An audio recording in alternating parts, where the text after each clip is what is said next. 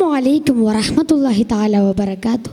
ബിസ്മില്ലാ വൽഹംദുലില്ലാ അസ്സലാത്തു വസ്സലാമു അലാ അഷ്റഫിൽ മഖ്ലൂഖീൻ വഅലാ ആലിഹി വസഹ്ബിഹി അജ്മഈൻ. അമ്മാ ബഅദ്. മാന്യ ശ്രോതാക്കളെ, ഈ ശുഭമുഹൂർത്തത്തിൽ ഒരു ധന്യ ജീവിതത്തിൻ്റെ സംശുദ്ധമായ ചിത്രം ഒരു കൊച്ചു കഥാപ്രസംഗത്തിലൂടെ ഞങ്ങൾ നിങ്ങൾക്ക് മുന്നിൽ സമർപ്പിക്കട്ടെ. ഞങ്ങളിവിടെ പറയാൻ പോകുന്ന കഥയുടെ പേര് മക്കയുടെ മാണിക്യം. അതെ, മക്കയുടെ മാണിക്യം.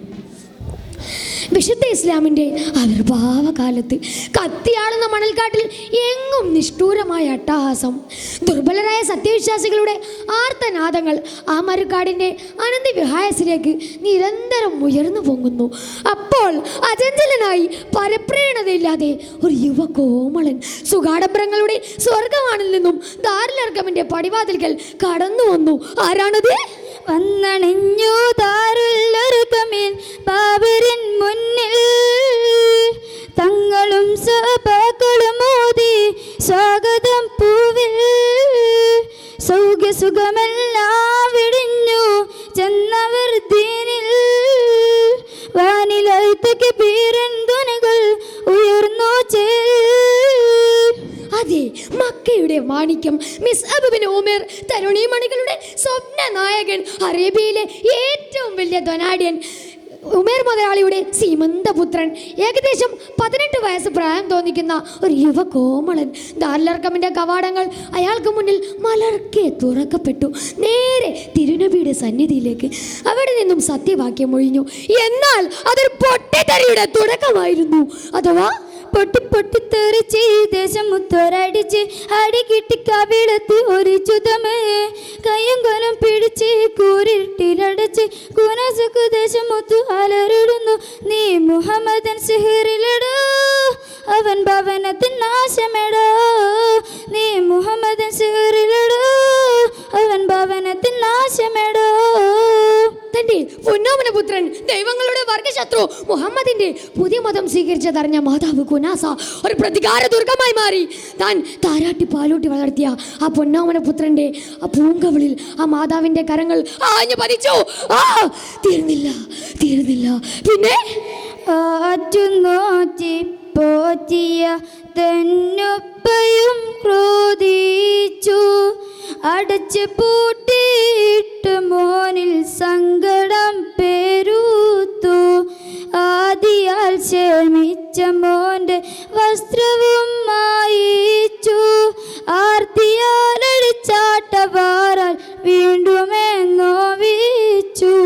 തന്റെ പിതാവ് ഉമേർ ഒരു കരുമ്പിലെ പോലെ തന്റെ മകന്റെ മേൽ ചാടി വീണു. കൈകാലുകൾ ചങ്ങലയിലിട്ടു. ഒരു ഇരുട്ടുമുറിയിൽ അടച്ചുപൂട്ടി. ഒരു തുള്ളി ദാഹജലം പോലും നൽകാൻ ആ ക്രൂര മനസ്കരായ മാതാപിതാക്കൾ സന്നദ്ധരായില്ല. പ്രിയരെ, ചരിത്രം ദർശിച്ച ആദ്യത്തെ അതിക്രൂരമായ വീട്ടുതടങ്കൽ. ജനിച്ചു വീണ വീട് നരകമായി മാറി. ഒപ്പം നമ്മുടെ കഥാനായകൻ മിസ്അബിൻ്റെ ഉള്ളും പുറവും ഈ അഗ്നി പരീക്ഷണത്തിൽ നീറി പുലരുകയാണ്. അപ്പോൾ കരയുന്ന കൽബാലെ ഉരയുന്ന റബ്ബിൻ ഇടുത്തടങ്കലിൽ എൻ്റെ മനസ്സിൽ കുളിരും കൽബും. അടിയൻ്റെ തടിയിൽ പതിക്കുന്ന നേരം പടച്ച റബ്ബിൻ്റെ വചനമാണ് മനസ്സിനുള്ളിൽ.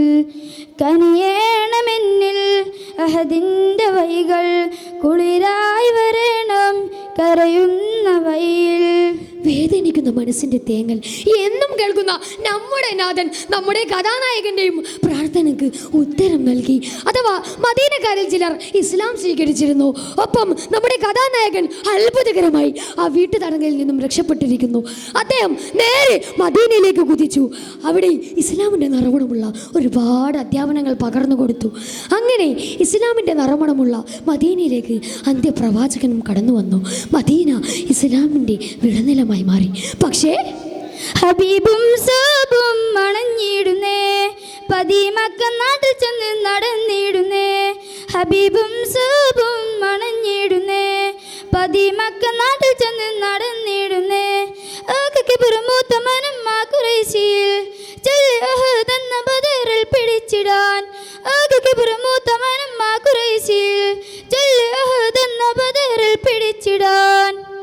ഇസ്ലാമിൻ്റെ വളർച്ചയിൽ വിടറിപ്പൂണ്ട ഖുറൈശികൾ സത്യപ്രസ്ഥാനത്തെ ഭൂമുഖത്തു നിന്ന് തന്നെ തുടച്ചു നീക്കാൻ ആവശ്യമായ യുദ്ധസന്നാഹങ്ങളുമായി മദീനയെ ലക്ഷ്യമാക്കി പുറപ്പെട്ടു കഴിഞ്ഞിരിക്കുന്നു.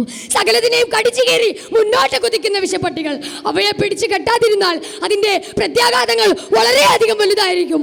അങ്ങനെ അള്ളാഹുവിൻ്റെ അനുമതി പ്രകാരം സത്യപ്രവാചകനും സഹാബത്തെ കിറാമും ബദറിനെ ലക്ഷ്യമാക്കി പുറപ്പെട്ടു കഴിഞ്ഞിരിക്കുന്നു. ബദറുൽ ഹുദാ യാസീനൻ നബി ഹറജ എന്നേരും വളർകൊടി മുണ്ടേണം കെട്ടിടയതിലുണ്ട് അബിയൽ വർണ്ണമത് പിൻ രണ്ടും അസുവതുമാണ് സദത് കൊടൈ കൂൾ പൊങ്കും തിരുകരമാലുണ്ടാമ തതിന നബി തൻ തോള മിസിയബിലേന്തർ അവരത് കനി പിടിച്ചൽ മുൻപില നിലയാകെ.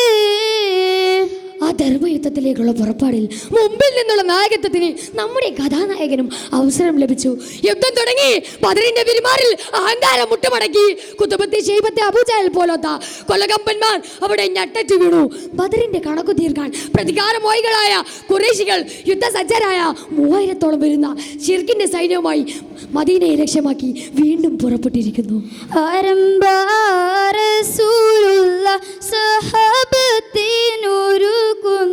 തിരുകരം കൊടിയകി ശൂരനാമിസ്ഹാബിൻ ഉരത്തിടുന്നേ പതറില്ലേ പതകനെ ആണി നേരിൽ പിതറിണ ചിതരണം കുറിശികൾ ശിർക്കിൻ്റെ പടയാണി ചിതറിടണം. റസൂൽ കരീം സ്വഹാബത്തിനെ പടക്കളത്തിൽ ഇറക്കി. ഉഹുദിന്റെ താഴ്വരയിൽ ഘോര യുദ്ധം, ആയുധങ്ങളുടെ അട്ടഹാസം. ഓർക്കപ്പുറത്ത് മുസ്ലിങ്ങൾ ആക്രമിക്കപ്പെട്ടു. അപ്പോൾ ഒരു ശത്രുപടൻ പതാകയേറിയ മിസ്അബിന്റെ കരുത്തിൽ ആഞ്ഞുവെട്ടി. രക്തം ചിതറിച്ചു. പതാക ഉടനെ ഇടത്തേക്ക്, ശേഷം ഇടത്തേക്കും വെട്ടേച്ചു.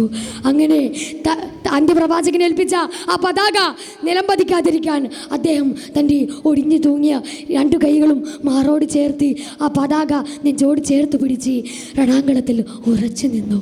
പക്ഷേ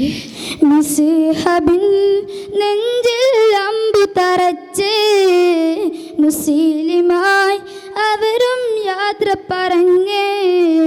മിസ്ഹബിൽ നെഞ്ചിൽ അമ്പു തറച്ച് മുസ്ലിമായി അവരും യാത്ര പറഞ്ഞേ.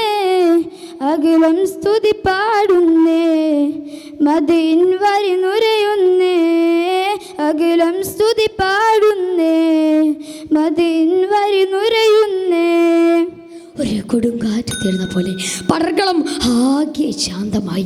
70ഓളം സ്വഹാബത്തെ കിറാം തങ്ങളുടെ ദേഹവും ദേഹിയും ഇസ്ലാമിന് വേണ്ടി സമർപ്പിച്ചിരിക്കുന്നു.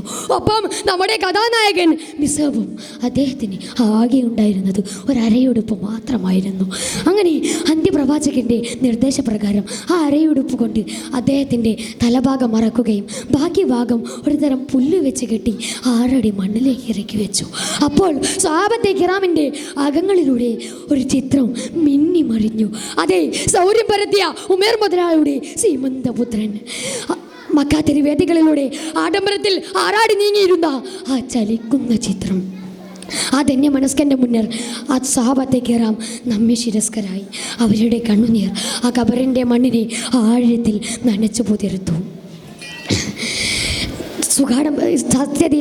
സത്യദീനൻ്റെ മാർഗത്തിൽ സുഖാഡംബരങ്ങളൊക്കെ തൻ്റെ പിൻകാലുകൊണ്ട് ചവിട്ടിത്തെറിപ്പിച്ച ആ ധന്യ മനസ്കൻ്റെ ഈ ചരിത്ര പുസ്തകം ഞങ്ങളിവിടെ അടിച്ചുപൂട്ടട്ടെ. അൽഹംദുലില്ലാഹി റബ്ബിൽ ആലമീൻ. അസ്സലാമു അലൈക്കും വറഹ്മത്തുള്ളാഹി വബറകാതുഹു.